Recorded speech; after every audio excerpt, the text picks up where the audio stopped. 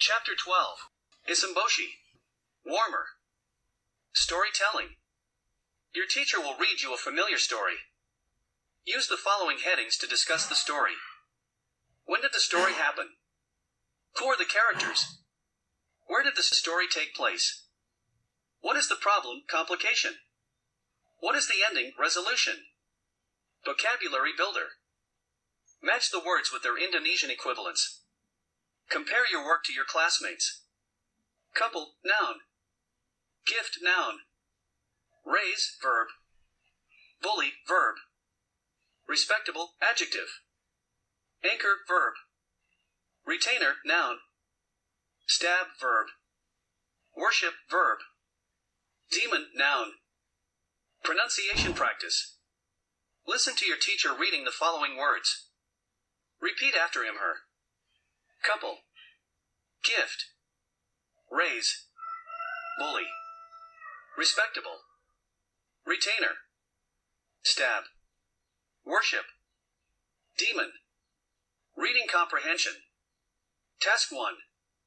Read the text carefully. Once upon a time there was an old couple who didn't have a child. They lived in a small house near the village forest. Please give us a child, they asked God every day. One day, from the household Shinto altar, they heard a cute cry, wah. Wah. They looked and saw a crying baby who looked just like a little finger. This child must be a gift from God. Thanks to God. We will call this child Isumboshi, they said. They raised Isumboshi with much care, but Isumboshi never grew bigger. Hey, Isumboshi, do you want to be eaten by a frog? Isumboshi was always being bullied by the children of the village, and often went home feeling unhappy. Grandmother would make some big rice balls and encourage him. Eat a lot. And grow up quickly, grandmother said. One day, Isumboshi said, I will go to the capital to study and become a respectable person. Then I will come back. Grandfather and grandmother were worried about him, but Isumboshi's mind would not be changed. At once they began to prepare for his trip. Isumboshi sheathed a needle sword in a straw case, put on a cup for a sedge hat, and started out with a chopstick staff, in high spirits. I'm going now, Isumboshi said. Is he safe? With such a small body? Grandfather and grandmother asked as they saw him off. Isumboshi went on the trip with a big wish in a small body. At last Isumboshi reached the capital city and anchored under the bridge. Then he climbed up to the railing and viewed the town. There is a fine palace over there. I shall ask them at once. At long last Isumboshi arrived at the palace. Excuse me, but I want to meet the feudal lord. The lord came to the door. What? Who's there? Here I am, at your feet. Oh. How small. Why do you want to meet me? Please let me be your retainer. I wonder if your very small body can do anything. I'll stay in your pocket and guard you from all harm. When Isumboshi said so, a bee came buzzing by. Yeah. Isumboshi yelled, stabbing the bee. Bravo. I implore you. It would be good if you became the princess's man. Oh. What a cute fellow he is, said the princess, putting Isumboshi on her palm. I will defend you upon my life, said Isumboshi. The princess liked Isumboshi, and she taught him reading, writing, and various studies. Further, Isumboshi practiced fencing very hard in order to be strong. One day the princess went out to worship at the Kayamisa temple. Suddenly there was a strong wind, and some demons appeared. The leader of the demons tried to grab the princess. Help me! She screamed. Isumboshi tried to help her, but the demon caught him and threw him into his mouth. Isumboshi, who was swallowed, jabbed and jabbed the demon's stomach. The demon rolled over and spat out Isumboshi. Isumboshi jumped at the demon and stabbed his eyes. The remaining demons were frightened. They ran away in great haste, but one demon, who was left behind, trembled while holding the magic hammer. Do you want me to stab your eyes too? Isumboshi asked. Please don't. This is the magic hammer that will grant you a wish. I give it to you, so please spare me. And saying this, he ran off in a hurry. Thank you, Isumboshi. You have saved my life. The princess said. Princess, please wave this magic hammer, and make a wish that I may. Become big, said Isomboshi. The princess waved it and asked, may Isomboshi become big? And then, strangely, before her eyes, Isomboshi began to grow. He grew into a nice young man. They went back to the palace, and the princess asked the king to let her marry Isomboshi. The princess and Isomboshi then got married, and they invited grandfather and grandmother to live with them in the palace. They lived happily ever after. Adapted from Japanese Fairy Tales, 1987. Task 2. Create as many questions as you can based on the story. Use question words such as who, when, where, why, how. Then, exchange your questions with a classmate sitting next to you. Discuss them together. Example. 1. Once upon a time there was an old couple who didn't have a child. They lived in a small house near the village forest. Where did the old couple live? 2. One day, from the household Shinto altar, they heard a cute cry, wah. Wah. What did they hear from the household Shinto altar? 3. Isomboshi was always being bullied by the children of the village, and often went home feeling unhappy. How did Isomboshi feel when he was bullied? Task 3.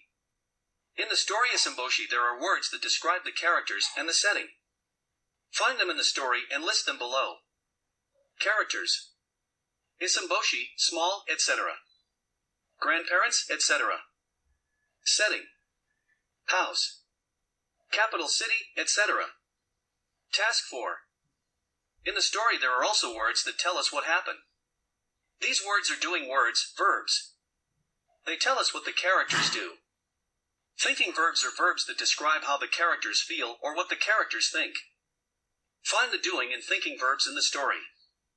List them in the following table. Doing verbs, live. Thinking verbs, must be. Points to ponder.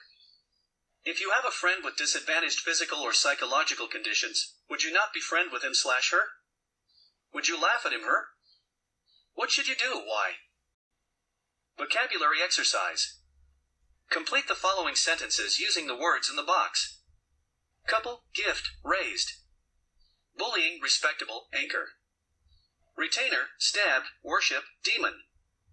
1. The newly married ___ have just moved into the new house. 2. I feel thankful for the way my parents have ___ me. 3. The school has a very excellent program to stop ___. 4. The children were very frightened when there was a ___ in the story they were watching on television. 5. This is the most precious ___ that Nina has ever received from her parents. 6. Many big ferries of domestic, as well as overseas companies ___ at Tanjung Perak every day. 7. Ancient people sometimes used very big trees to __. 8. Isomboshi then became the princess's __. 9. The police found the dead man in the apartment. They suspected that thieves had ___ him. 10. Mr. Musley is a very ___ village head. He seems to be in control of the village matters. Text structure. The text about Isomboshi is narrative. Narratives are told or written using this text structure, orientation, complication, and resolution. Think, pair, share. Task 1.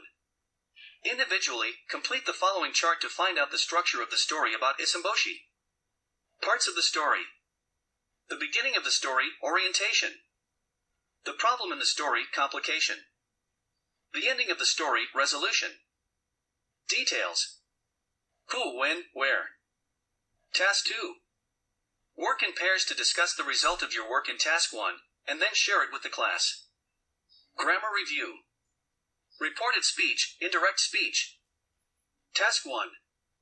Study the following pairs of sentences carefully. A. We will call this child Isomboshi, the old couple said. Direct speech. B. The old couple said that they would call the child Isomboshi. Reported speech. 1.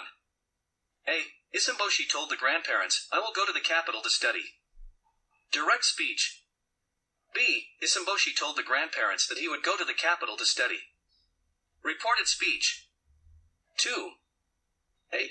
I'm going now, Isomboshi said. Direct speech. B. Isomboshi said that he was going then. Reported speech. 3. A. There is a fine palace over there, Isamboshi said. Direct speech. B. Isamboshi said that there was a fine palace over there. Reported speech. 4. A. Isamboshi said, I want to meet the feudal lord. Direct speech. B. Isamboshi said that he wanted to meet the feudal lord. Reported speech. Compare. Direct speech, the old couple said, we will call this child Isamboshi. Reported speech, the old couple said that they would call that child Isamboshi. Direct speech, Isamboshi told the grandparents, I will go to the capital to study. Reported speech, Isamboshi told the grandparents that he would go to the capital to study. Task 2. Put the following direct sentences into reported speech. 1. A. Isamboshi said to the princess, I'll stay in your pocket and guard you from all harm. B. 2. A. The Lord said, I'll employ you. B. 3. A. Isamboshi told the princess, I'll defend you upon my life. B. 4. A. The demon said, this magic hammer will grant you a wish. B. 5. A. The demon said to Isamboshi, I give this magic hammer to you. B. 6. A.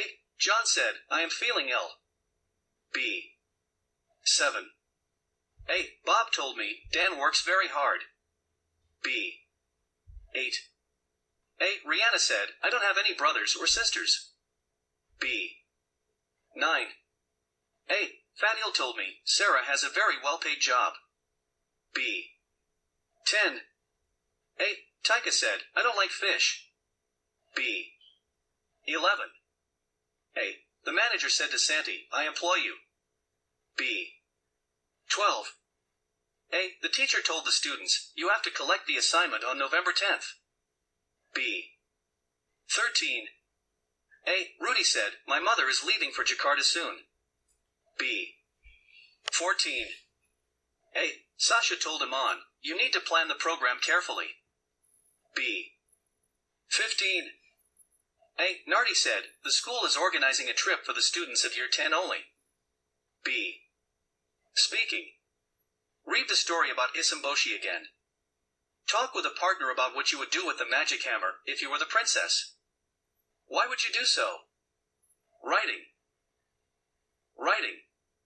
Fill in the blank with appropriate words. At once grandfather and grandmother began to blank for Isamboshi's trip. Isamboshi was. Isamboshi went on the trip with a big wish and a blank body. At last Isamboshi reached the city and anchored under the blank. Then he climbed up to the railing and viewed the town. There was a fine blank over there. At long last Isamboshi arrived at the blank. He wanted to meet the feudal blank. He wanted to become blank. The king wondered whether Isamboshi's small body could do blank. Task 2. Have you ever written a story? Imagine that you are Isamboshi. Write 2 diary entries, one is before and the other is after you leave home. Remember that you need to include information not only about your actions, but also about your thoughts and feelings. Task 3. This is the beginning part of a story about Kanchil. The text is not written properly.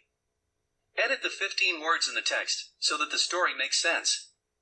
Kanchil, the small and clever mouse deer, had many enemies in the forest.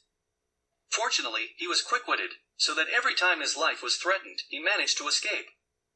One of his greatest enemies was Crocodile, who lived in the river that bordered the forest. Many times Crocodile had tried to capture Kanchil. Crocodile was big, but he was not very clever.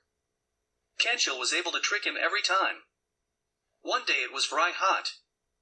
There was no wind at all to refresh the thirsty plants and trace of the forest. It was in the mid-dell of the dry season. For many weeks no rain had fallen, so the little creeks where the small animals used to drink had dried up. Kanchil was walking alone in the forest. He was very thirsty. He had walked a long way, looking for a brook where he could quench his thirst. Task 4. Finishing the story. Discuss with your classmates the many possible problems, complication, following the beginning part above. Discuss with your classmates the many possible ways of ending the story. Write down the results of your discussion below to make a story about Kanchil of your own. Reflection. At the end of this unit, ask yourself the following questions to know how effective your learning process is. 1. Do you know the function of each part of a story? 2. Do you know the impact of a dialogue/direct speech in a story? 3. Can you write a story? We don't see things the way they are. We see them the way we are. Talmud.